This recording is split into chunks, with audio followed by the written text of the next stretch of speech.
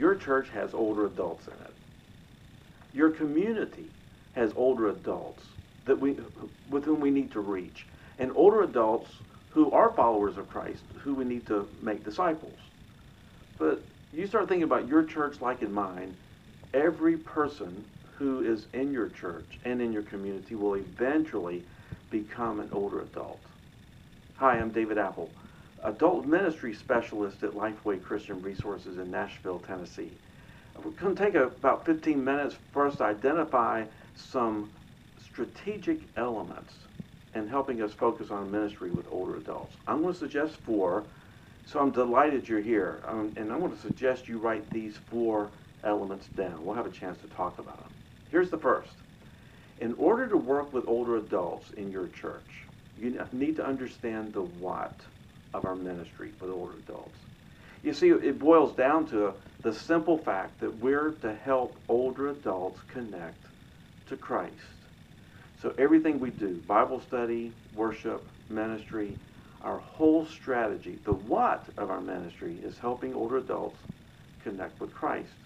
You also have believers in your church, and you have some believers in your community, and part of what the what in our strategy in working with older adults is to help them grow as followers of Christ. So it's like everything we're doing is literally to help older adults connect with Christ and to grow as followers of Christ. But there's another aspect of our what, and that is to help older adults to pass it on to the younger generations. I mean, literally pass on their faith, pass on the understanding of the gospel, helping understand a love for the church, helping understand, embrace a ministry to the name of Christ.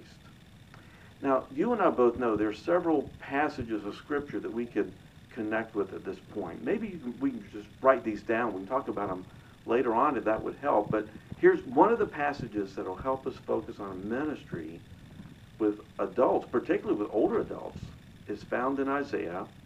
Write this passage down. Isaiah 61, 1 through 3. You can actually look at that at your own convenience, but this is the passage that Jesus quoted when he started his ministry. He's talking about connecting with those who are poor, those who are brokenhearted, finding and connecting with those who are imprisoned or captive, and then, of course, those who are grieving. That passage does not deal specifically with any one particular age or culture or any particular definition of adult or any age group at that point. But it does identify for us the what we're to do. So when you investigate that passage, I want you to identify not just what Jesus did. He modeled this for us, but help us start thinking about the poor in your community, those who are older adults. Now, that's not just financially. The poor, those not just spiritually.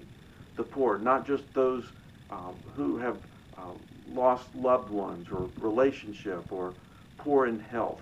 Now you realize that a passage like that helps us identify the strategy that we're to be focusing on. Now here's a second passage, just to write down and to look at your convenience. It's in the book of Titus, chapter 2. One of the great things about that passage is to help us understand specifically in working with older adults, we're to teach older adults so that they can make an impact on others. Older men, here's what you do. Here's how you live.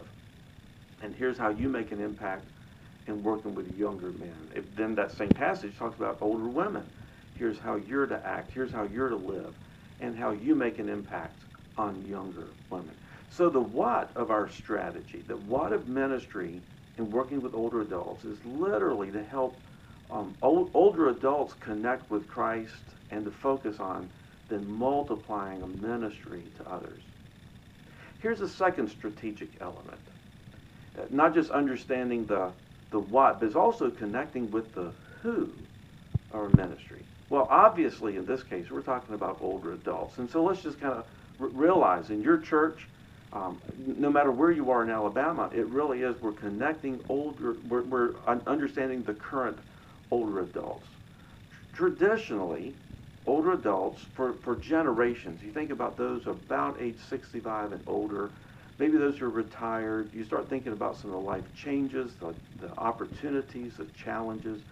Well, we're going to continue facing the opportunity to connect with current older adults. Now, I heard sometime not long ago that someone has labeled there's three different groups of older adults. Uh, One, it was almost a tongue-in-cheek, but it was like there's the go-go's, those who are still very active, doesn't matter what age or their background. There's the go-go's. There's the slow-go's, those who have kind of not as able to get out as easily or as often, and then they labeled the third as the no-go's. Well, without us trying to call people these different things, we need to understand who the current older adults are, the life stages they're dealing with, some of the challenges they're facing, with or without family, married or single. We need to understand the current older adults. But a second thing we need to understand about the who is the emerging older adults.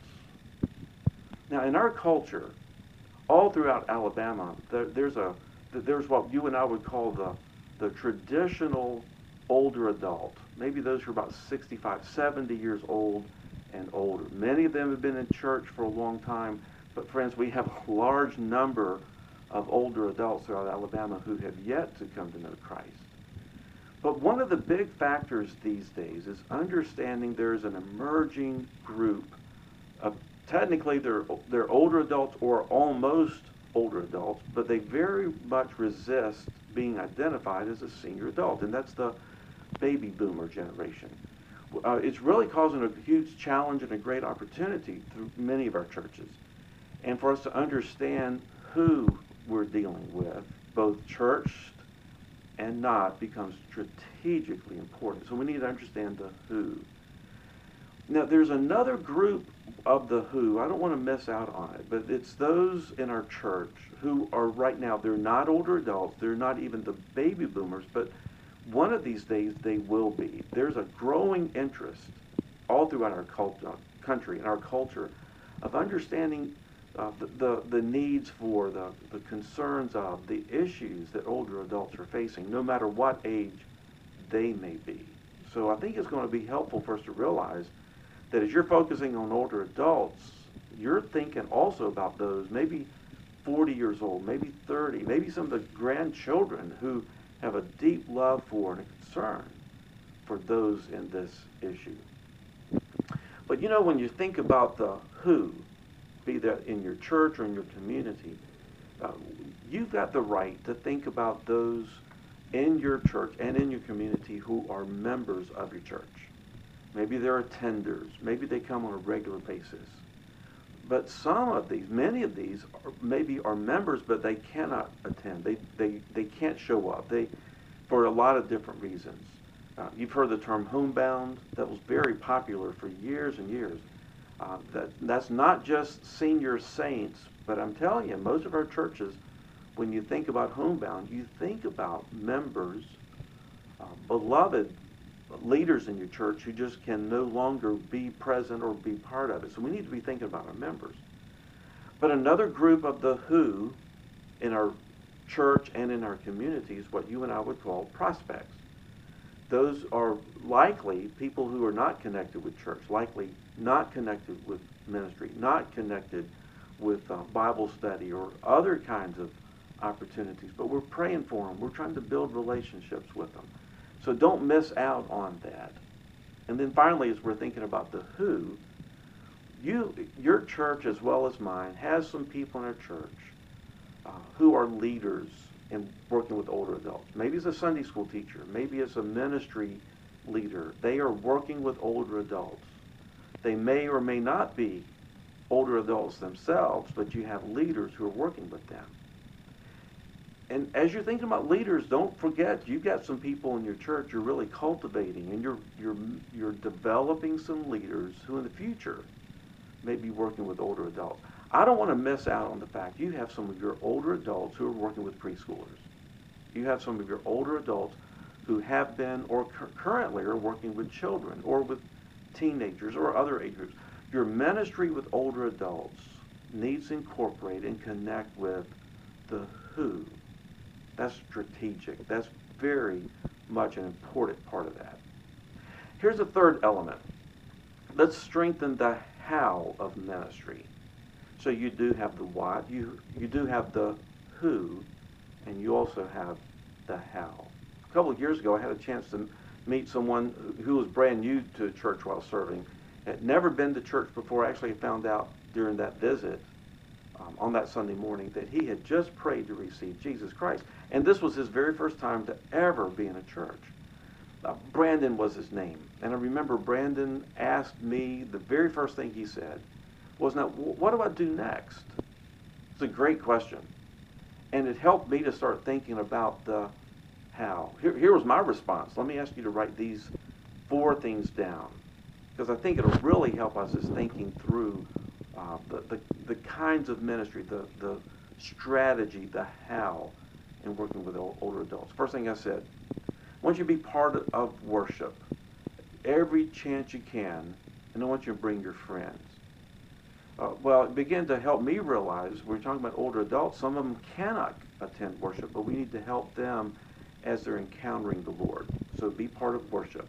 Secondly, find a Bible study group or connect with the Lord in Bible study, be that on your own or with others, and invite your friends. One of the great strategic opportunities we have in connecting with older adults is through Bible study. And if they can't come to us, then we go to them. Third thing I said to Brandon when he asked, what do I do next, was, Brandon, I want you to find some kind of a ministry where you can help somebody else because you're knowing and loving and learning how to follow the Lord. I said, Brandon, you will actually get more out of this ministry than anyone else. So it became very strategic. It helped him. Of course, it certainly helped others. And then the fourth thing I said to Brandon, which is really part of the how for us, is I want you to learn to tell your story. That's not just evangelism. That's not just how you came to know Christ. But people need to understand the story and the storyline of people. Older adults love to tell their story. So you have the what, you have the who, you have the how, and then finally the why. I'm going to ask you to write down 3 or 4 very simple concepts, because I think it's going to be helpful for us throughout the next weeks and months and years, particularly in working with older adults. See, some things are non-negotiable. If you're going to be working with older adults, it's non-negotiable that you get older adults engaged in Bible study and in worship and ministry. We've just got to be doing that.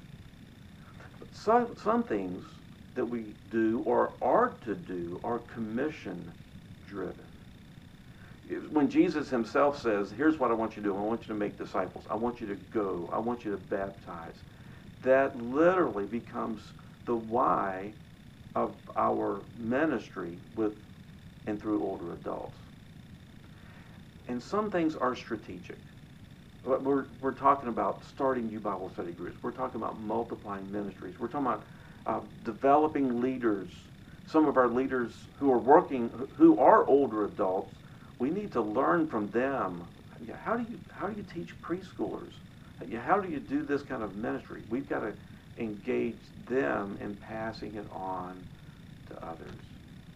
But before we finish our brief understanding of the why of ministry, let's just realize that some things are urgent. Time is running out for a lot of folks. That's not to be critical, that's not to sound funny, but in reality, some of the folks that we've loved and cared for, their time on this earth is short. We need to minister to them. We need to minister through them.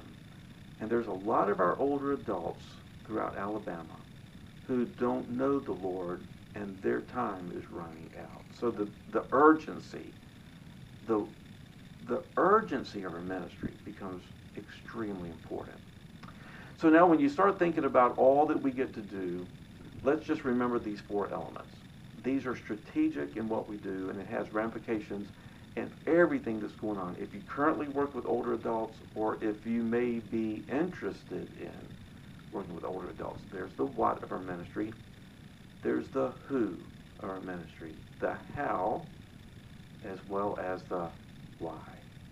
Well, I'm so glad you've been part of this. Look forward to hearing from you, not only maybe some questions, but I'm certainly interested in learning ways that you're going to be helping others in your church reach and disciple and connect with older adults through your church. God bless you, friends.